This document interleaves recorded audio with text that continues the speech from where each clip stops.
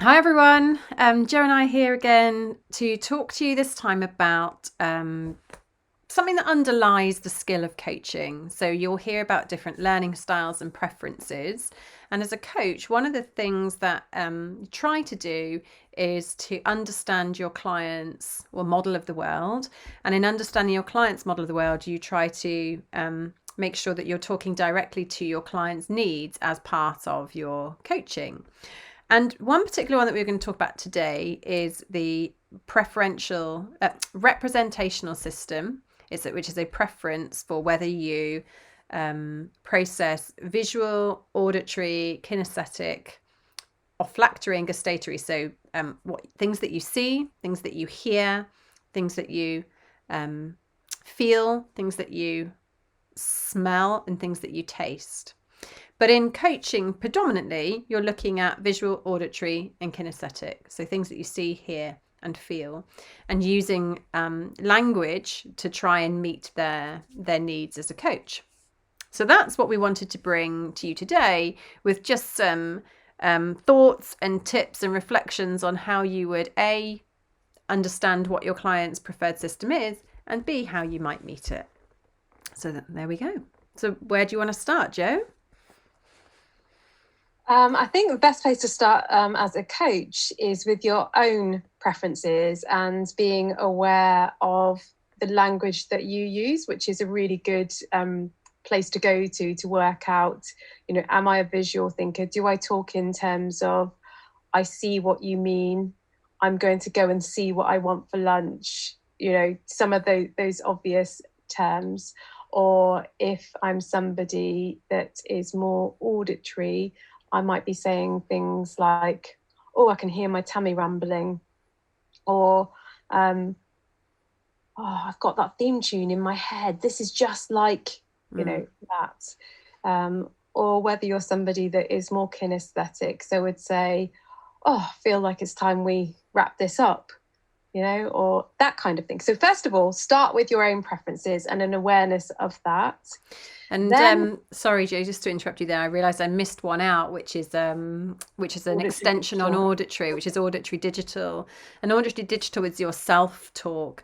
And building on the explanation Joe's given there, the words that you might hear are much more kind of harsher words, like I sense that or I experience that. You'll pick that up. And self-talk is very much an in your head auditory sensation, so you can hear yourself thinking That'd be about things. me. That'll be me.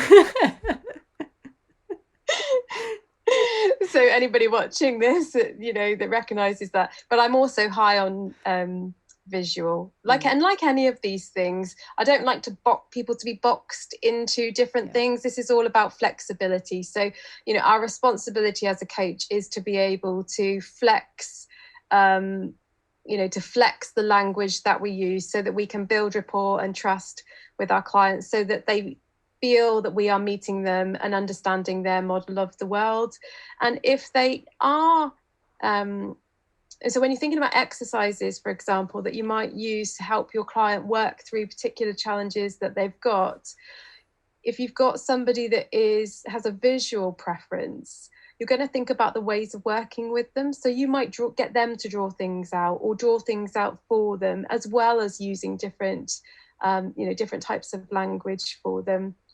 And in any homework that you give them, if you've got somebody that is more auditory, for example, you might ask them to think about what is a theme tune, that represents this particular area of their life. So, you're going to get attuned to those things, and then you might be able to help them flex out, and also think about the systems that they're part of, those key relationships in their life. What are their preferences? So help them to raise their self-awareness, and then help them to be able to identify that with others and think about it, how they can use it to help them develop and build those relationships. Yeah, and I think knowing those preferences helps and hinders in coaching. So, for example, where it would help, Joe's described a couple.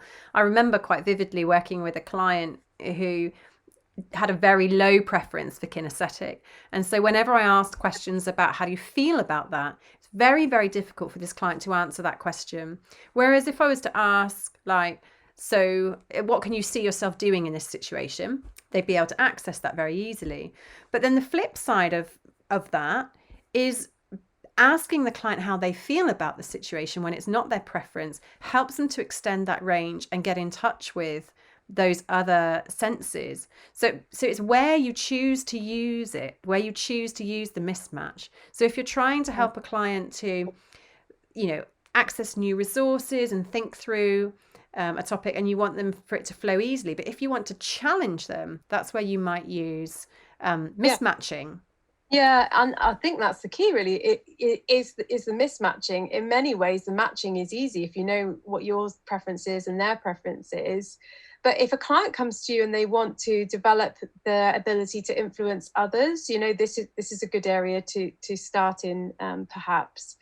And the other element of that, I think, is around this idea of trapdoor.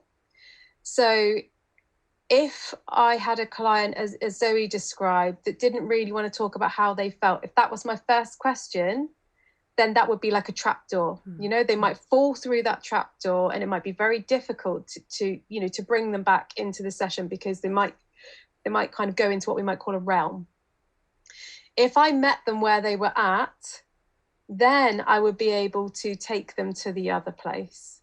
And if you're working with a client over a period of time, you might be able to go there quicker, and you might be able to get to the point where you can go straight to, okay, I hear what you've told me. Tell me how you feel. We know that's the bit that you struggle with. But in those early sessions, be careful of the trapdoor. Yeah. So they're useful in coaching, as Joe's alluded to. They're useful in relationship building and developing rapport and pacing your client. You can go online and Google representational system. It's from the field of NLP. They'll give you diagnostic questionnaires that you can use for yourself with others. But as Joe said, you can also listen out for language that you use to diagnose your own patterns and also those of your clients, and just have a play. Start to notice how flexible your own preferences are, and your own language, and challenge yourself to develop a broader range. And if you are enjoying these videos, then please come and join us in the coaching crowd, and also take a look at our website, www.igcompany.co.uk, where we share with you all of the information about our coaching training programs. Thanks for listening. Take care.